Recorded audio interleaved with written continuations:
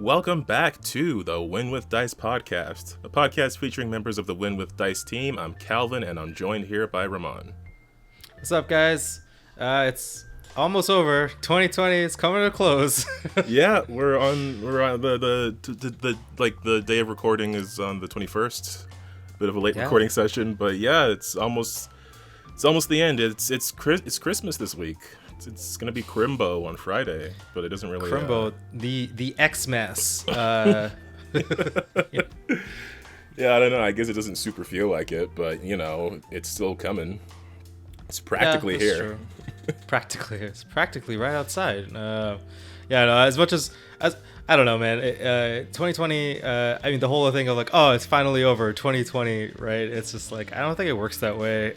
Like actually, yeah, no. In reality, like it's just a number on the calendar, but at least it makes people feel good.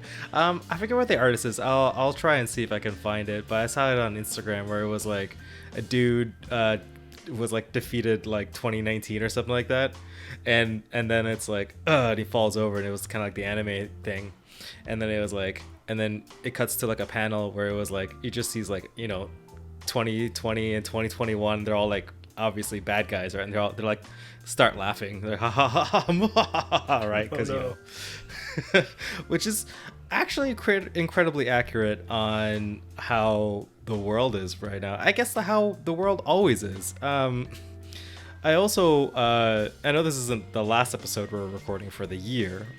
Maybe I'll save my thoughts on yearly stuff then, because I think about that stuff quite often. Yeah. But anyway, let's jump into this flim flam. We are gonna have a retrospective episode. Next episode that's going up on the 30th, which will just be like a year recap and summary, just because of, I mean, as much as this year was hectic for the rest of the world, it was pretty good for our channel in terms of content output. So we will cover that in sort of the end of the year. Here's what we did and how it went and things like that. But we did have some topics to cover in this video, because we did play some games recently. Ran some games, streamed some games, as well as there was some stuff that I think you want to address up top. Some videos on YouTube to do with TTRPGs and playing them. We're a reaction channel now, and we are reacting to YouTube videos. Yes. Which of course I will link in the description below. But I think the first one you wanted to go talk about was the Taking 20 video on quitting Pathfinder 2E. I thought that happened. I don't know. It was last week, I think Cody posted the video or something like that, right? Yeah. It was last week Cody posted the video, but it feels like a month. It's like literally an eternity ago. But no, so Cody, if anyone doesn't know, Cody runs a fabulous channel called Taking 20. I stumbled across his channel a while ago. I think it was he has like a series on like Roll20 macros or something like that. It's actually really good. I think I either found him through that or through the Starfinder videos.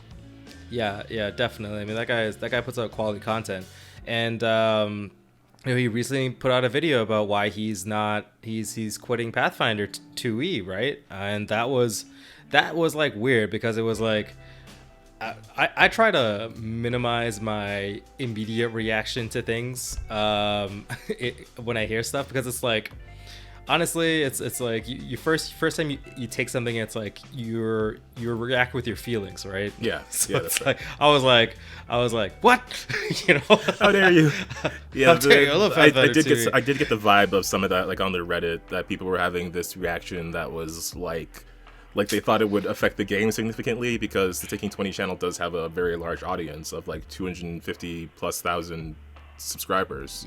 Yeah, and that's the thing too, right? It's like I was like, oh man, Cody can't be saying that Pathfinder 2 is the is the most of the devils or whatever. I think it's the lesser of the devils. Lesser of two evils, I think was. Lesser of evils. Probably came up at some point. I guess we should probably say it first. Like, obviously, he's entitled to his opinion, of course, and it did seem to come from like played experience. So I don't know if I would say that he is wrong, but I think I might disagree with the conclusion he's come to. But I can't disagree with his experiences, because those are real physical things that happened. Yeah, definitely. And I think that Cody's experience as like one, he is a YouTuber, so his life is probably ridiculous because all YouTubers' lives are probably ridiculous. Hey, we're YouTubers now. Yeah, Don't forget, we're at 120 subscribers. That means we're official.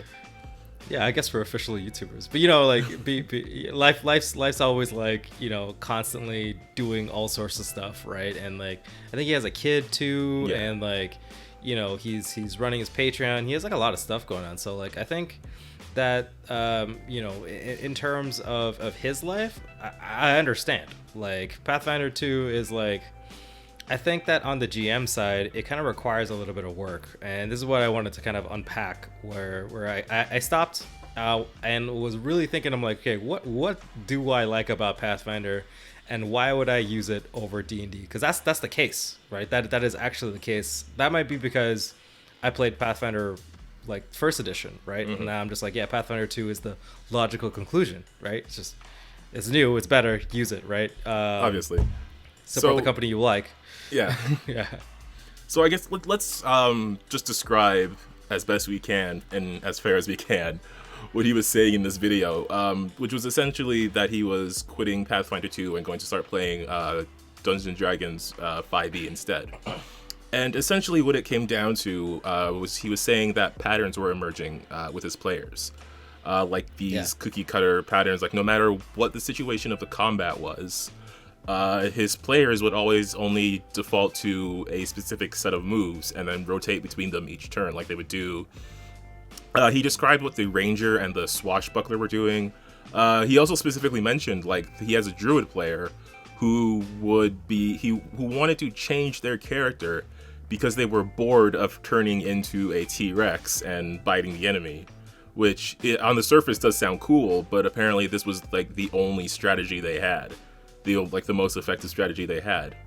What he was saying was he wanted to, because the system, as he said, as the system created these situations where there was only one optimal way to play, he wanted to instead move to 5e, where like the same problem might exist, but the system itself is simpler than Pathfinder 2e. Yeah, like the math is flat. And there's a lot of modifiers and stuff to really keep track of, right? So I totally get that, and that's like the appeal of 5e, right? It's just how this is super simple. Right? Oh yeah. Like I get, I see that. Like whenever I'm watching like any other games and stuff, like I see the I definitely see the influence of 5e from like inside Pathfinder 2e. So yeah, I get like you want to go with a more simpler game. It's just definitely. Like if you believe they're the same thing, then yeah. Yeah, and his game is in the context of like an adventure path, and they're actually level 10, so they're getting to like the higher end of play. Like to me, I think D&D really is like, level, like you spend most of your time, most of your games like between like level 1 and level like 8 or 9, 10. Like that's where like I think most games really play, because that's like a lot, especially if you're starting from first level, and then like basically like 10 to 15 is probably if you're running an adventure path. Usually those stuff goes up until then, so you're at like the back end of that kind of crap. And then like I've never really experienced level 20 play or like all that higher than that, because I think that's probably a lot. And honestly, up until that, like if you're playing a game from 1 to 20, like eventually someone's gonna be like, hey, I think I could run a game, and then you're like, oh cool, let's roll up new characters. And then you might never go back to it. And I find like that's usually the case. I mean, arguably that happened to us. We were I was running a game pretty much by like I was the only DM for a while, and then Calvin started running a game, and then our friend Rebecca started running a game, and now Rebecca just ran her game, Tim's running a game, and we're spreading it. We're spreading the disease of DMing. Right, and all of a sudden now we have like so many games we can play in. And if you're running a game from level 1 to whatever, like, are you ever gonna get to 20? Like, someone in that game is gonna run their own game. Yeah, and like honestly, I don't think friendships last that long. If I'm being completely honest with you, like for it's. I mean, I can't think of like the next 5 years. It really, in the climate of like scheduling and life and where we're at, like I can argue that a campaign from 1 to 20, it's like probably gonna take us like a while, a couple years in fact, right? So it's like You know, but anyway, this is nothing to do with Roll20. Yeah, we deviated, but so yeah, I guess what he's saying is that the combats all felt the same because the players will have to do the same thing. So why bother playing the more complex game when there's a simpler one that has the same problem but it's simpler? Exactly, and to that I had to postulate and be like, why do I like Pathfinder over D&D? And it's not for the fact that saying like, oh, I don't like D&D. I think D&D is awesome. I think Advantage is really brilliant. If there was ever a game where it was like 3 action mechanic plus Advantage, like I think that's where the two kind of intersect. Yeah, we should steal that and make our own game. Yeah, we just steal and make our own game. We'll steal Fate dice too. Yeah, we'll just put it all together, and it'll be the best game ever, and no one will ever complain ever, except they will because it's the internet. but so yeah, and the reason why I like Pathfinder is because of its bones. I love Pathfinder's bones. Pathfinder's bones is amazing. The system is so like robust and easy to like map out, I guess, right? So it's like all of the numbers, they've already crunched all the numbers for you. Everything has a level, everything has a DC. You can easily make a DC out of a level, right? Because all the math is already there for you, right? I think the system, the bones of it's really good for if you want to like make up your own stuff, right? Like really homebrew. I think it's a really great homebrewing environment. You know, it gives you all of the tools, gives you all of the tags for stuff too. Like you can just be like, oh, I don't know, I want to create my own spell, and then you just look at a spell and you change a thing about it, and then you keep the same level, the DC's the same, or like the ability's the same, and then it's like, oh cool, this is gonna be a divine spell because God gave it to me or whatever, like the alligator gods. You know, I want to shoot flaming alligators at people that explode. Then you're like, all right, that's probably like a level 9th spell, and you give it a DC, and then it's like divine from the alligator god, and then you shoot your alligator god laser at people. I mean, that's pretty silly, but, but you know, it works as an example though. Yeah, right. Or like you can take let's say you have a fighter that's level 5, or I don't know, something that's less cool, like your ranger or something at level 5, right? Yeah. And you're like, oh man, I'm bored, DM. I keep doing the same things over and over again. And you're just like, okay, cool. Here's this pretty sick, nasty bow that, like, you know, does this cool ability or whatever. Or maybe once per day has this ability to cast a spell. Like, you know, you get to shoot like a sleep arrow, and then basically you just cast a sleep spell for free. And then you just use the ranger DC because it doesn't really matter because DCs are just kind of arbitrary numbers of stuff, right? Yeah. It's just like, so you could just set the DC to the Ranger DC because all classes have the ability to have their own DCs, right? Yeah. You grab it, and then it's like, cool, now you have a cool sleep arrow. So now that Ranger has the ability to think like, oh, cool, now I have all these sleep arrows. Or just make them like a whole quiver of different types of arrows that you use once per day, right? You just pull it out, and it's like a magical quiver, and you just imbues once per day with the thing, right? And then all of a sudden this what's it called? This ranger, who's an archer or whatever, is all of a sudden now he's Batman. So well, more cool, Green Arrow, cool but I get your point. Or Green Arrow, or Hawkeye. I forgot that those characters existed. I think it was like Batman, but yeah, now you're Hawkeye with all these trick arrows, right? And I mean, like, Green Arrow's cooler, but I'll allow it. Okay, I don't really get into all of the bow wielding, tights wearing people around here. It's Green Arrow, then Legolas, then Hawkeye. Yeah, or like, you know, if you ever wanted to figure out how much actions does a thing do, it's like, well, maybe like to cast that spell it requires like a full round action because you have to take the shot too, right? Yeah. And you're like, oh, that sounds pretty cool. Or, you know, I think I've proven in my own games, I've given people lots of homebrew items and abilities and just random stuff. And I think that it was just really easy for me to do that in the system because I think the system's, like, again, the bones are really well suited for homebrewing, I think. Yeah. Anyway, yeah. So I don't know why you play Pathfinder, Calvin. Oh, jeez, I don't know, because I like the 3 action system. That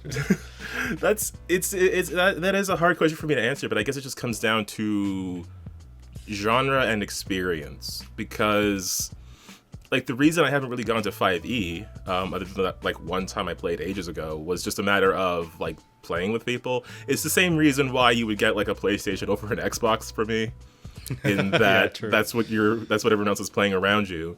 But also for me, I don't know that I feel like too strongly tied to any specific system. I like systems because of the genres that they hit. So, like, for me, my favorite is Mutants and Masterminds because I love superhero stories. That's my favorite kind of stories to tell. But I'm also really into something like Starfinder because I really like that sort of space opera simulation sort of thing, where you're like, you have your lasers and your ships and stuff. I actually recently, there was a game that I had heard of but hadn't looked into called The Spy Game, which is like a conversion for 5e, but you play as like these James Bond-esque super spy characters. And like I was just in a Discord where someone mentioned it, and they said like it had this quick start guide, and I just like spent the night reading this like very simple like 3-scene adventure, and I was like, this is absolutely my jam. Like I really want this, and it's basically 5e, except the classes are like spy stuff. So you can be like a sneaky one, like the Face, or like a soldier type, whatever. But it just like really like excuse me, it really hit all the notes of that genre. So I think that for me is what I care most about when it comes to playing these games. More so than mechanics, I care about like what kind of world is this going to thrust me into.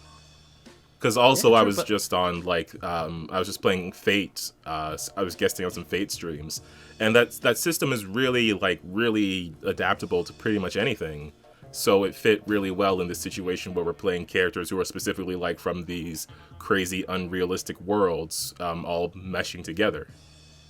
Oh, cool. Yeah. Well, I'm thinking that you could also just run a spy game in like Mutants and Masterminds. I don't know if like you totally could. Because again, like that system itself is also very adaptable. Like it's made for superheroes mostly, but because of that, the way you make characters is more like a point buy sort of thing.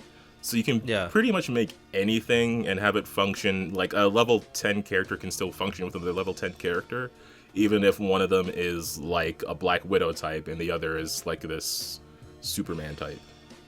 Yeah, exactly, right. So, yeah, you know, again, it's Cody is totally his opinions is valid. I think his opinion is definitely valid, and I understand. And it made me think of like, it made me really kind of dig deep and be like, why am I actually playing Pathfinder? Like, what am I into? And I was like, you know, but you know, another cool thing I love about Pathfinder is the bestiary. I think it's one of the better bestiaries, monster manuals, you know, collection for the DM to use. Like it's like all of the abilities are really easy. All of the flavor text. Okay, the flavor text I think is probably one of the best parts about it, because it's like all the little notes and stuff gives you so many ideas, of how to reference. They reference loot, what kind of loot they would get. They reference the attitude towards other kinds of monsters. They added the, you know, whether these things pair up. Like, you know, it may have a section in like the gnolls saying that, oh, you know, some gnolls like carry on hyenas, but like, or like some gnolls like they hate, I don't know, lizardmen or something like that. They have all the gnolls hate lizardmen. And they're like, oh, cool, I can have a thing where like some gnolls and some lizardmen are, you know, fighting each other. And they just came up with an idea from just skimming through the monster manual, right? Or the bestiary, right? So, yeah, man.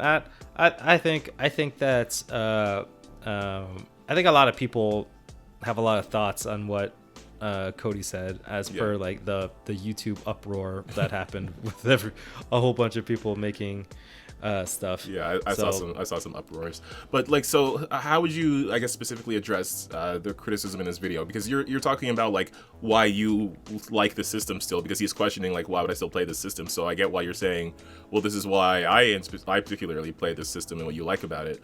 How would you address what he is saying with regards to patterns emerging as his players are going into combat and having to do the same optimal moves over and over again? Well, I think that's the thing, right? It's like when he says optimal moves, I think it's just like the type of players. I don't ever think of, I think of maybe one or two players in my games who would be the players being like, you should make optimal moves or whatever, right? Mm-hmm. And even though it's so weird, I stress saying that, oh, I'm a very hard DM. I don't pull punches. My fights are always kind of crazy, but like, but I never, I understand that, you know, that's just for me, right? Like I'm putting this is what I want from my players, and I don't expect them to be optimized. What I do expect them to do is use all the cool shit I create, right? So it's like, here, I give you the tools so you can beat the crap out of me. So it's, you know, but I think that's the thing, right? It's like if you're playing a very balanced game, I think inherently, if anyone's playing a balanced game where you're just doing everything by the book, is gonna not have the best time.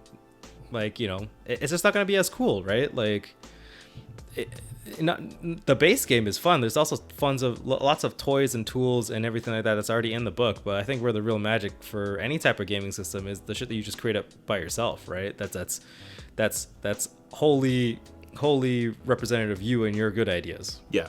That I think that was kind of my thought too. Was just because he did say like no matter what the situation was, but I kind of feel like if you throw different situations at the players, they're gonna have to mix up their strategies. Like in our games, even again in our Lancer game yesterday on the stream, catch the VOD now.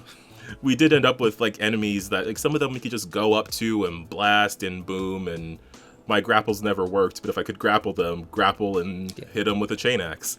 But there were some enemies that were like either very like there was one that was very stealthy that we kept trying to get to, who kept getting away, and there was one that was like extremely fast, and then she could just keep moving around and no one could get a bead on her. So our strategy at that time was like, instead of having one person go out, one or two people go out to her, let's all close in on this person, try to shut off all their escape routes before they're able to move, because if they can move faster than us, then let's try to create a wall. So like that's what that was my immediate thought was, what, like, can you change up the situations in combat to make other strategies seem more effective or viable versus just maximizing damage. Right. And again, he's playing on an adventure path too, right? So all of the stuff it's already in front of him, right? Like I don't know what I'm not at his table, right? He's not running it for me, so I don't know what he's doing. But if I was thinking like a worst case scenario, he's just running it raw, right? Which I think is like, you know, it's expected of a system. If you're gonna put out a product, you should be able to, with your rule set, be able to run the game raw, and everyone should be, you know, having fun or whatever, or it's gonna work out for everyone, right? Because that's like the whole point of buying stuff like that, and not running your own system. My pop filter keeps falling. No, all your P's and B's. Yeah, no. Okay, so yeah, and that's the thing, right? Like I personally don't run anything raw. Usually it's usually some half-cocked scheme I've come up with to make my player's day worse. But you know, and I think that, you know, definitely if anyone has ever had a system where they're like, oh man, I wish my players, because that's the thing, right? Like I don't think he actually addressed the problem that he's having. Right.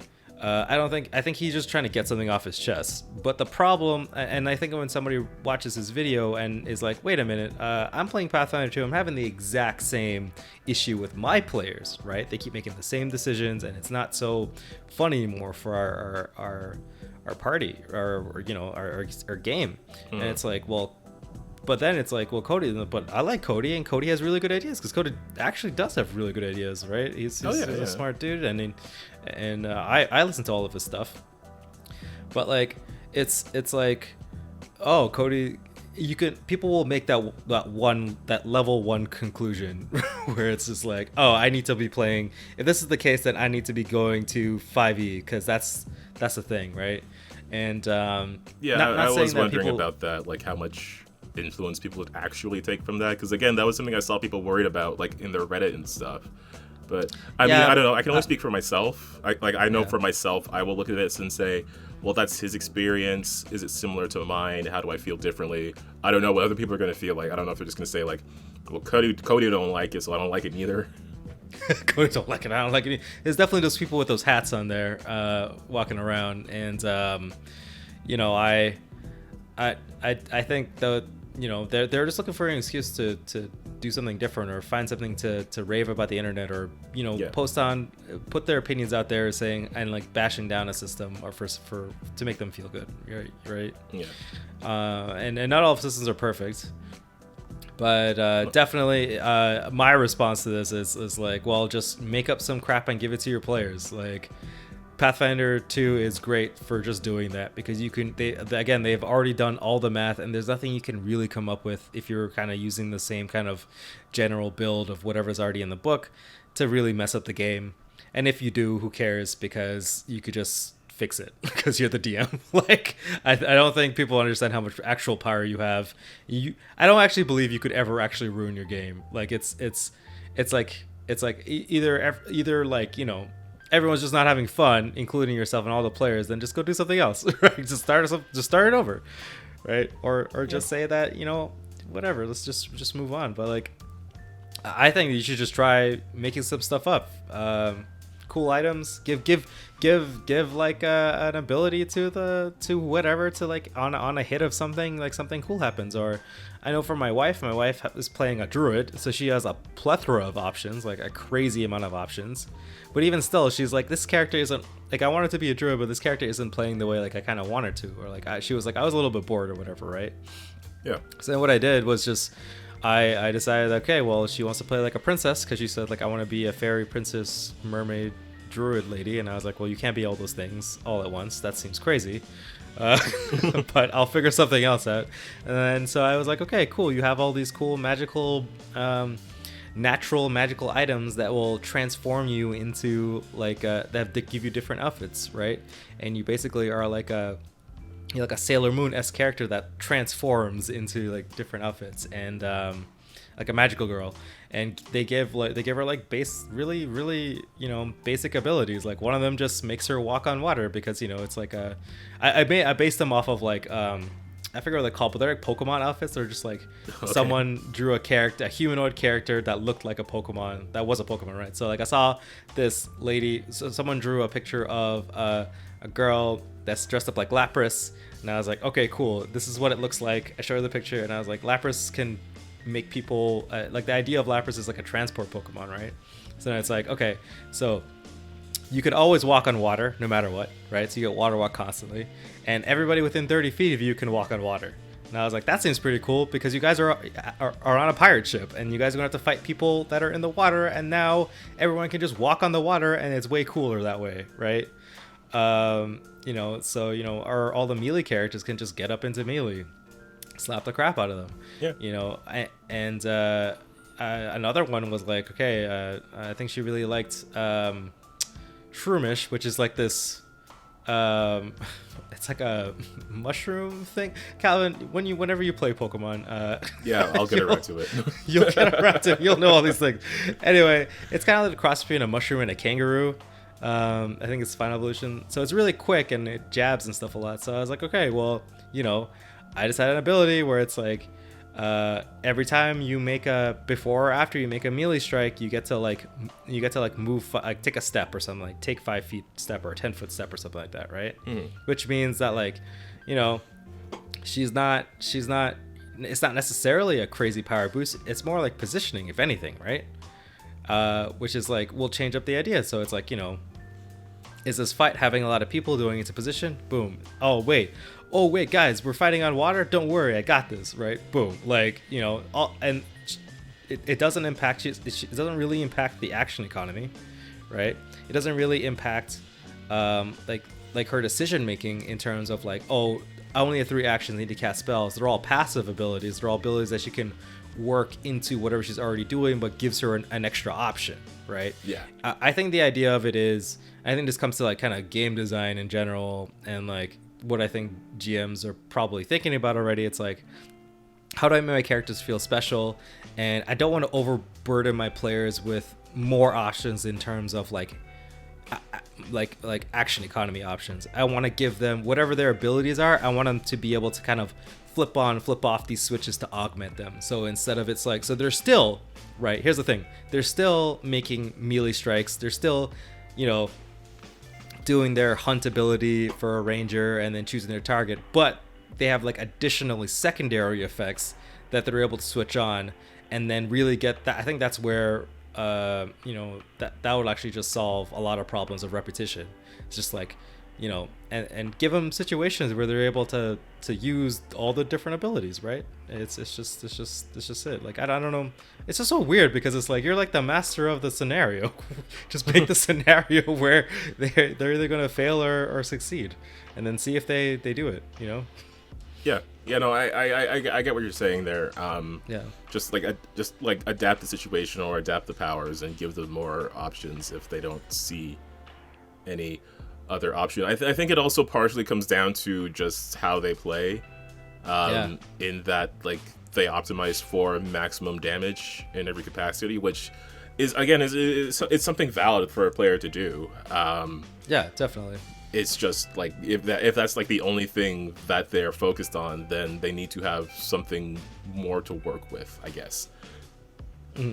Like if all that matters in combat is doing the most damage, then Oh yeah, or just make combat not about damage. Like, oh my god, like when you guys were trying to throw the net over Silrona or whatever. Yeah, we were trying to fight this demon lady, and the only thing we had that could really hurt her was this small demon holding net. I mean, that totally changed up the concept of the battle, because then it wasn't just like, let's try to hit her and do max damage. Let's get in a position where we can do that. We're literally throwing this net, and because we only had like a 50% chance and somehow missed like 3 or 4 times in a row. Yeah. It's just all the scenario, changed up man. the scenario, yeah. Could you imagine if you're like in a siege of a castle and what you have to do is like lower the gate, right? Like, it doesn't matter how much, there's so many dudes, like it doesn't actually matter how much you kill. You just have to get to the gate and like pull the lever or unhook the thing or whatever you got to do, right? Yeah. Or the idea of closing the portal so stemming the tide of the bad guys coming out. That's another thing. Or like figure out this thing before the world explodes. Now it's like a time situation. Like, all these things are just, better examples of like how to shake up, like, just murder the other side, right? Like, even in Lancers has a bunch of it where it's just kind of like, scenarios where like you have to control a zone, right? Or hold out a position, or taking those extras kind of encounter scenarios and just let them work that out. Or maybe it's like it has nothing to do about that, and you're just trying to you have to like not kill everybody and like maybe talk somebody down or get someone in low enough HP where they're like considering giving up, and then take that person in, because you're not like you're like a cop or something where it's like you got to take these people over and alive. Like, that's crazy, right? Yeah, if that's the situation. Anyway. I'm sure that's hard to do in an adventure path, but I guess any DM who might be feeling the same way, give a shot to, like, if whatever game you're playing, if you feel like your player's just only doing the same things over and over again, then just try to change up the scenarios you put them in, because that's what they're responding to. Yeah. Cool. All right, let's talk about something else. Sure. Speaking of responding to, so there were some other videos. There was Matt Colville's video on saying no, and then there was JoCat's video, which was more the fun one. Although it did have some interesting insights. We could talk about either of those. I guess the JoCat video. Let's do JoCat's video. Yeah, so JoCat, who I guess we'll link. Like, not that we can really give like this big channel much of a shout out, but just so you know who we're talking about, has this series of like a crap guide to D&D that covered like different classes, and they were like these sort of like parody joke videos. I hadn't seen very many of them, but I did think they were funny, at least the ones that I saw. And the most recent one, I guess, was the finale of the series, which was a crap guide to being a DM.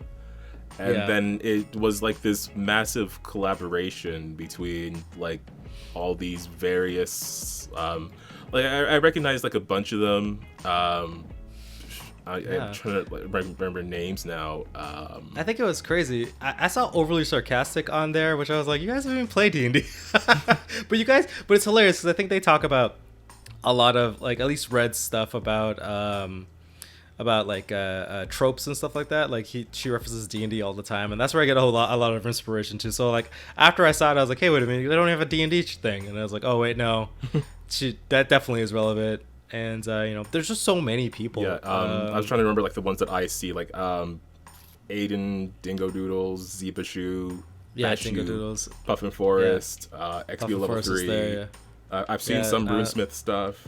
I've seen Whistle While You Work in my YouTube recommends. I don't know if I've seen much of their stuff. Crit Crab. Matt Mercer was in it. Yeah, Matt Mercer was in it, which I thought was like, which is so weird. I feel like Matt Mercer is like, if you're able to like get Matt Mercer to do anything for your D&D channel, it's like, you made it, baby. Like, because I think he likes the series as well. Because I think he's tweeted about it before. But dude, the series is like actually pretty excellent. You should go and watch it. Like, I think JoCat has crazy comedic timing, and his jokes like I've never seen jokes like hit me so well. Like, man, it's like a really, really good series. And you know, he does have a lot of jokes, and there was also like a little bit of truth. So if like, I think that if somebody was like, hey man, I don't know what D&D class to choose, I was like, go watch this, go watch these videos. they'll entertain you while education you. It's you know, edutainment, right? Yes. The same reason with 11 Dragon Kids videos, with this whole Trash Talk on Lancer series, where it's just like, you know, he just actually goes over all of the stuff for all the licenses and the mechs, right? But then it's like his jokes are hilarious, and they land, and you get a good sense of like what this thing is and why is it cool, but you also, you know, laugh. Yeah, those 11 too, right? Like those Dragon Kid videos especially, just because he uses this text to speech thing and still somehow manages to be hilarious. Oh my God, that's really so well done. Good. But yeah, the JoCat video, as well as being this big collab, also had like a bit of a story arc to it, wherein like the character of Joe Crap, who I guess is this alternate figure in the JoCat world, is trying to run a game. Yeah. So he wears the hat from Monster Hunter. So that's his thing. He also did a crap guide to Monster Hunter weapons, because I think he plays Monster Hunter a lot. Yeah. And those are actually pretty cool too, because like, I don't know, I haven't actually played Monster Hunter, but like I found those videos pretty hilarious. I have a bunch of friends who play Monster Hunter, so it was pretty funny. But yeah, Joe Crap or whatever is his alter ego, because he wears the Monster Hunter like really tall. I don't know what it's called, but it's like a really tall dinosaur head or something. Okay, yeah. I thought it was like an alternate character, but yeah, like he's trying to run a game, and all these people who are players in the game keep like interrupting with the things they want to do. So he was trying to simply explain, you're in a tavern and you see a mysterious hooded figure, but then everyone kept interrupting with like, oh, I want to steal from this guy, or I want to do this thing. And then when the bad guy showed up, people were like, oh, okay, well, I'll just use all these actions and do all these things and sneak up on him and do this and do that. And it just got to the point that it was overwhelming. So he was just like, got mad, said a mountain fell on the world, rocks fall, everyone died. And then this is like, I don't know, spoiler alert, obviously, for this video that you've probably seen. Yeah. But then he has this conversation with, I think it was with JoCat himself, if I remember the video correctly. Like the actual person. The actual person. And it was essentially like what it came down to was just like the DM in this situation was trying to like create this very specific narrative, without also considering that players are part of how the session goes. Yeah. And then they asked the question, like, if I change things up because of what the players' actions are taking, like, what if things go wrong? Like, what if I mess something up, or if I forget something? And then the response was just like, well, then you try again. And I don't know, I thought it was like a really sweet, very straightforward kind of message on DMing. Yeah, definitely. I think that and it also kind of showed the in a comedic way, obviously, and like of how it actually feels sometimes on the other side of the screen. When you know you feel like you're out of, like, things are out of your control, but it's weird because, you know, it's a game with players. We're all here playing the game together, you know, except one person is designated the dude who runs things. Like, he's the leader, right? Or like the coordinator, and it's like, well, you know, the DM has to manage everybody, has to manage the world, the encounters, all of the actions, the rules, social stuff, like, you know, and it's kind of overwhelming sometimes, and I see why people think it's scary, but like, yeah, I like the good message at the end where you know, he's just like, okay, well, you know, let's roll with it, right? And I think, like, you know, that was a great message. And as weird as it sounds, I was like, at the end of it where it kind of it petered off and like the session was going on, and I was like, oh man, I kind of want to see how this played up. I'm kind of sad the video ended. Yeah, but I guess that was the point of it, feeling. though. But yes, me too, because I want to see how they deal with that big bad evil guy. Turned him into a sheep, and then it continued. I was like, how? And I was like, wait, but I can do that. Like, yeah, exactly. You know, yeah, and that's kind of like an example of like saying yes and yeah right, or yes but, right, like, you know, you just the whole trick of like, well, I guess you killed this one dragon really quickly, but turns out there was 2 dragons. Yeah, or you had a bunch of followers or whatever. Yeah, like, or whatever, right? Yeah, the dude was really a skeleton the entire time. It's like, He only blew off its skin. It's really a skeleton dragon. It's really a skeleton dragon. Yeah, I don't know. I just really like stuff like this that makes the other side of the DM screen seem more approachable. Like, that's my whole philosophy with doing this podcast, is just to say, hey, here's what's going on.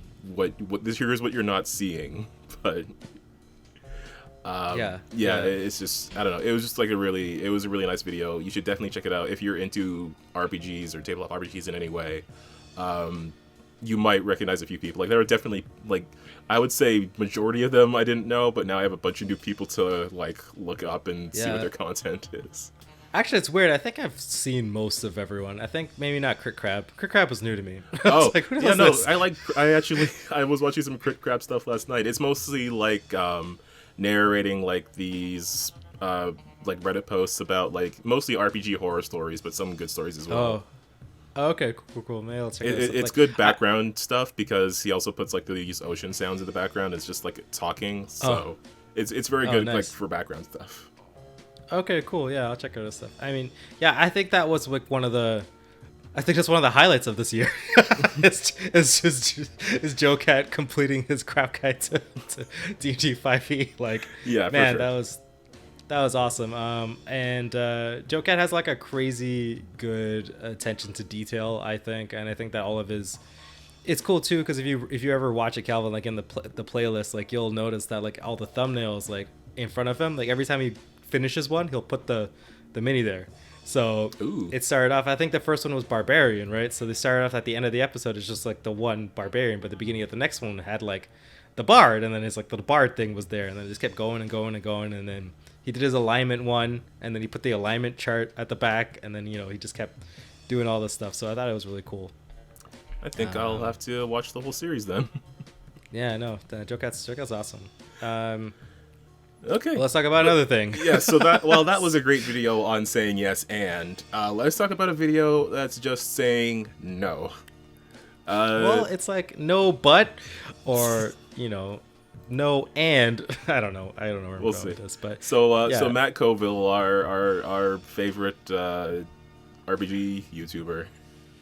Yeah, our favorite RPG daddy. That's what it is. One of the top two Matts. Yeah, one of the top 2 Matts. Arguably, I think he's a cooler Matt because he has more cats. But, you know, I mean, he does get beard points, I guess. But I don't know. I think Mercer has the better hair. So. Oh, I don't know, man. Matt Colville says pretty cool, but we obviously can't talk about his hair because actually it's hilarious. He's like, he always does this thing where he does like basically just a live stream right after he puts out one of his running the game videos, right? Every week, or whenever he does, he just gets one Friday. So it's pretty nice to kind of hear that. But his thing is like, he doesn't want anyone to comment on how he looks, right? And whether good or bad. And it's like, because, you know, he made a point of like, if he was you know, a lady, you know, it would be so much more like it would like society would value that so much more of him, and it would more people will comment, you know. And it's just like, he's like, let's just not participate in that because that's ridiculous. That's which I agree entirely with. Fair. So let's talk about the content of the video then. Video that was about saying no to your players. And he had described a player wanting to create a character that was sort of like it go against the fiction he's created in his world of how elves work and what kind of people they are. So he ended up having to say no to that person. the way he also described it was that the person wasn't like so keen on making an elf specifically. It was just that the elf had a specific ability that they wanted. Right. So like he kind of like he did have to say no to them just in terms of keeping the world more like believable, especially because it was like I think it was also a stream game, so people would see that and they would see how this elf works and they would think, well, this is how elves are in this world or something like that. I think the phrase "destroys the fiction" came up. Yeah, it was, and the idea of it is it's just that like I think that it also would destroy like the elves for him, right? Like Yeah. he's also player stable, and it's like, well, if your elf is just kind of being not a part of the grain, which I think it's totally fine if people want to put that into their games and stuff like that. But he's just saying for him, it's just like it just doesn't want it, right? So he just told his character no, like told his player no, but we could just take all the abilities from the elf and just make him a halfling, and that was literally it, right? It's like I think that a lot of times players make decisions on stuff based on purely mechanical reasons and has nothing to do with the fiction that you've created, right? Yeah. like He also mentioned like things that were like advantageous mechanically but would be out of character for a person to do. Yeah, definitely. And it's also has to do with he also mentioned how that really kind of reinforces tone, right? Like you don't need to abide by stereotypes. Like that's just like in the real world that is not the case, right? 100%, right? There are people who go against the grain of stereotypes. Like stereotypes aren't really like a thing people have to follow, obviously. Exactly, right? Or like anybody, literally everybody ever is never the stereotype they are 100%, right? Like that's impossible. That's just how humans work. Yeah. And he's not saying that, but he's saying that like, if you were like maybe like you can, but it's like it's just not the game that he wants to run, right? Sometimes you just gotta say no and be like, listen, man, like we'll figure something else that's pretty cool. Like don't worry, you're gonna have a good time, but just work with me, right? Yeah. Like it was to do with I think because he portrays elves as having this sort of I think maybe a bit of an aloofness because they live so long. It's like he says that they're like aliens, which they are. Actually, in Pathfinder specifically, they are aliens, 100%. They're not even from Galorian, which I think is hilarious. Like they're like we found this elf gate technology, and we're from Venus or something, and they just came to Earth, which was so crazy because. In the lore of Pathfinder, it's like Starfall happened, and I was like, and then half the elves like went home, and the other half went underground, and they became the Drow because of radioactive demon blood, which is hilarious. Like, games are weird. Games are weird, right? Lores are weird, and fantasy's weird. But anyway, so about saying no. So like what I the word that came up, it might have come up in the video, but it's definitely come into my mind is verisimilitude, which is just it is sort of like tone is like the appearance of it's like something being like true or believable. It's like that suspension of disbelief sort of thing. And how far you can go to strain it. Like you can have the magical world with the radioactive demon blood, but it has to be a consistent world. Like if you put something that's just too out there or breaks too many of the established rules, then it makes the whole system fall apart. Like it makes the whole like base of the belief of the setting fall apart. If there's too many inconsistencies with it. I don't even think it's like that. I think it's just the tone of the story you're trying to sell. Well, so it's like every like elves exist in the world for him, and elves should be kind of weird for him. Like that's all the elves he thinks about is like they're a little weird, and they don't really think the way we do because they don't die. they have all these years of just kind of being around, so they don't ever think about like I don't think they think about time the same way anybody would do. Nobody should think about time. If they live like 500 years, they shouldn't think about time the same way. They shouldn't think about the environment the same way because the effects you have, you chop down a forest, right, or something, you're only seeing like the immediate profits and not like the whole idea of like the forest itself, right? So the idea that elves are really connected to nature is because they live so long, right? It's because that's the only thing that lives as long as them is like the wilderness too, right? Well, yeah, that's what I Or mean by something. verisimilitude. Like, Yeah. that's what makes the elves, quote unquote, believable in that world. Like, that is their reality, and to go Mhm. so sharply against the grain of that, like, sort of breaks down that reality. It breaks down that tone.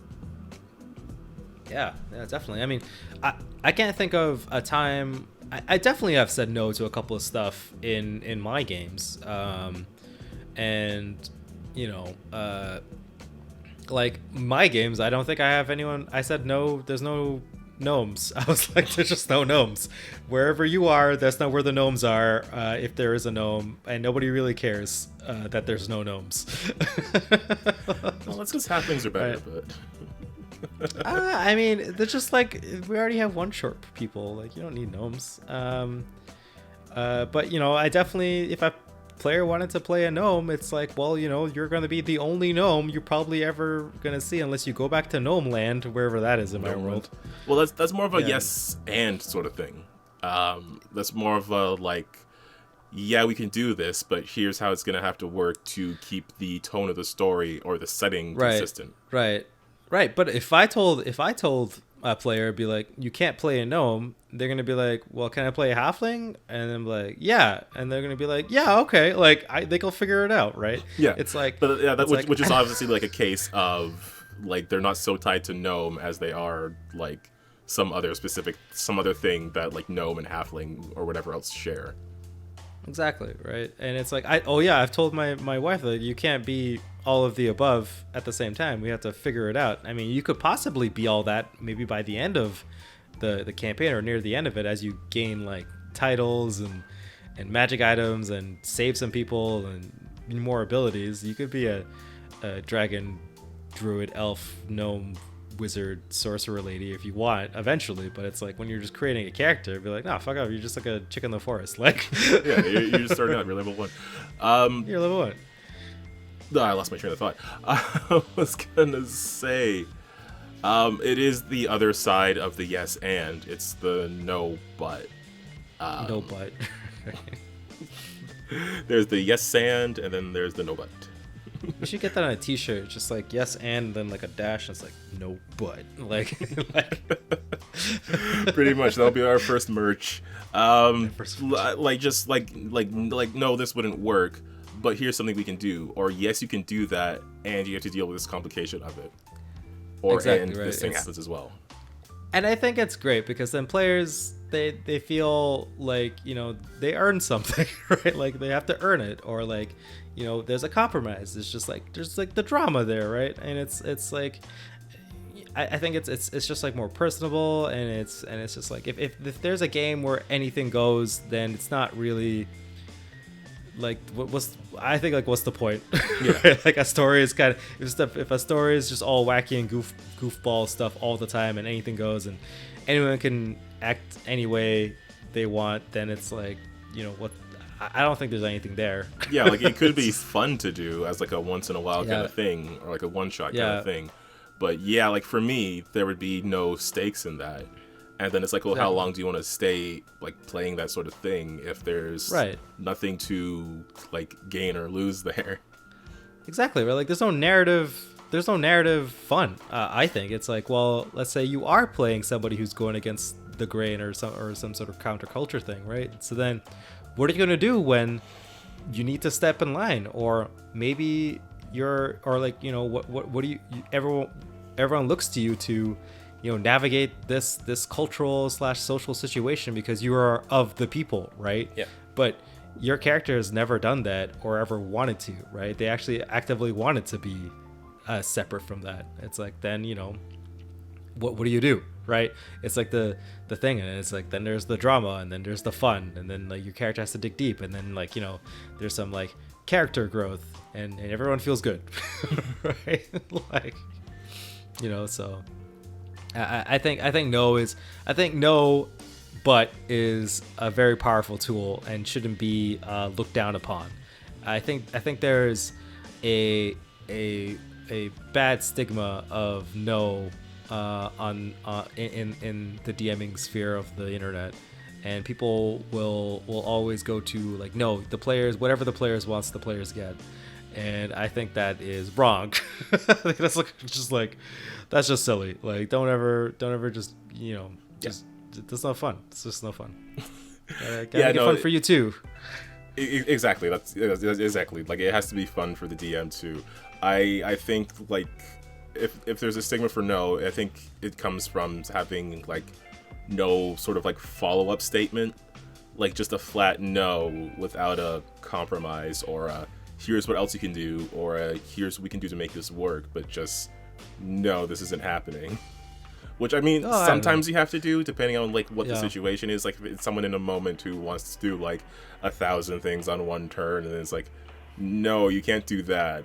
But even then, you can say, but you can start to do this. You can make this check and see where it gets you. Yeah. Your efforts won't be in vain. We'll make what you want work, right? Yeah. We'll try. We'll give it a shot and see what happens. Exactly. You are welcome to slap the no butt. Yep.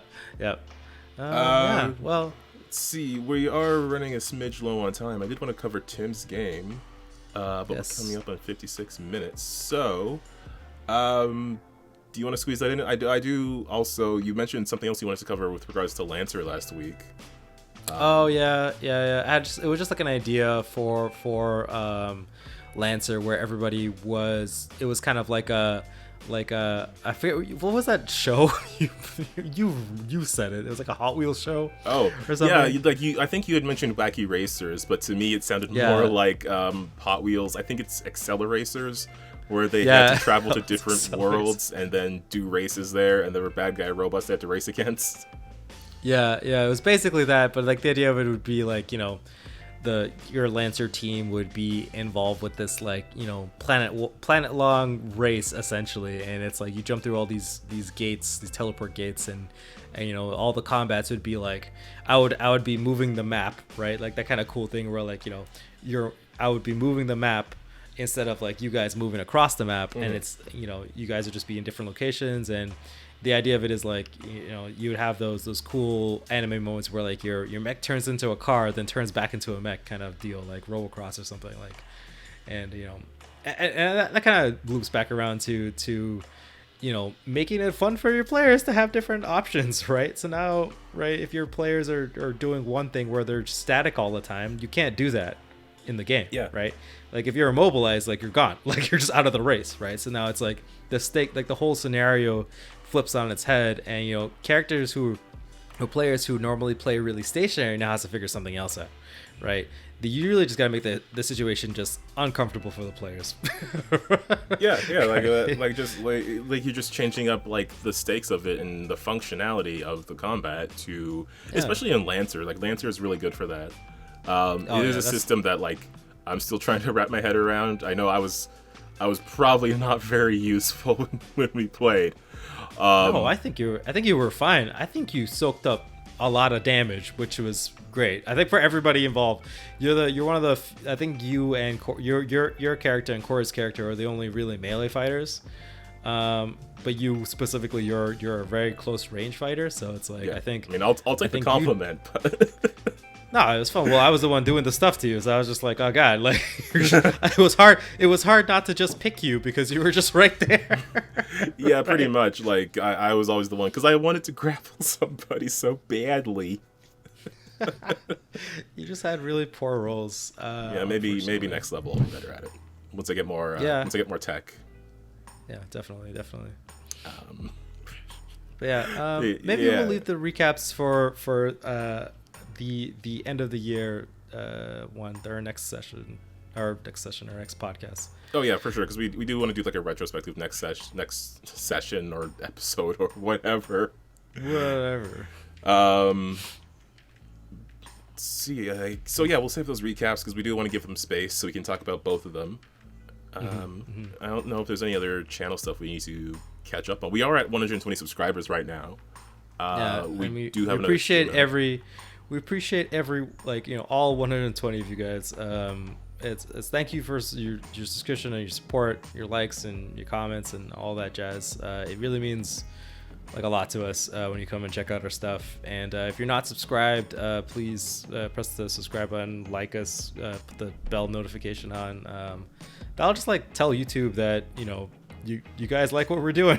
Yeah, so YouTube can like share us to more people. Yeah, right. Which would be great. I mean, I don't know. Is there anything else you want to cover in this episode? It feels like a bit of a short one, but it's also very last minute, and I am actually... It's been a very busy week for me, like with work and then playing and then streaming, so I don't mind a shorter episode. Definitely. I think a shorter episode's in order. Okay, right well that's now. cool because we did cover those 3 videos, which were sort of like topics that were on our mind. Just like, again, if you feel your players are doing the same thing over and over again, see if changing the combat situations or giving them new abilities helps. If not, then yeah, sure, you might have to try a wholly different game, and maybe even a game in a different genre entirely. See if that sort of makes things more fun for you. Also, remember that players are as much part of how the session goes as you are, and while you might be afraid of things going wrong, you can always just try again if you feel like you failed, but you can also trust your players to want to have fun as much as you do. And also, sometimes you gotta say no to people, but be open to saying no but instead of just saying no. Be open to put your no but out into the world. Put your no but out. Yeah. That's the way to say it. Yeah. That should be the shirt. It should be like a cartoon figure bending over, and then their butt is really emphasized, and then they have an N and an O on the left and right butt. Yes, oh my god. We'll get that made. Coming soon, 2021. This episode is going really in a really weird direction, so I'm gonna go and do the outro. Again, just thanks for listening. Be sure to check out I'm gonna link each of those YouTube videos, so be sure to check out those content creators if you haven't already. I mean, I don't know how you could have possibly not, but go and check them out, because we might not agree with some of what they say, but I think they're still really great in general. If you want to hear more from us, be sure to, like Ramon said, subscribe and ring that bell so you get notifications when we upload a new video. Check us out on the socials, on Twitter and Facebook at Win with the Dice. Check out our website, winwithdice.ca, where we got cool posts and stuff. Put some artwork and things up there as well. That is, I think, everything. It would be really great if you also checked out our previous stream of Lancer. Those things usually get more views on like the back end, especially on YouTube, so hopefully you've checked it out and seen it already. We tried a few new things on there, like with music, and I don't know, Ramon, you've been doing some really great stuff with Roll20, making the whole thing more visually interesting with all those animations. I hope everybody likes it. It's actually just, it's weird. It's a weird marionette show I pull off behind the screens. I'm just like constantly dragging and dropping stuff and moving stuff around and physically pressing buttons to give cool sound effects. Those sound effects. I don't know. Yeah, which I think we loved. adds a love to. At least my players love it. So hopefully it translates out to people watching it. So be sure to check those out. We would really appreciate that. I think we'll also, I'll put a link to the Lancer I'll make a playlist and link it below. Mm-hmm. Yeah. Well, happy holidays, guys. Yeah, happy holidays. Whatever you celebrate out there. Just be safe, stay healthy. You want to make it to next year, because next year is going to be great. I don't know how, but I know it's going to be great. Actually, you know what? I do know how. You want to know how I know, Ramon? How, Calvin? Tell us. Because I know if you follow our advice, then next year you will be winning with dice. Okay, everybody. Bye. See you guys.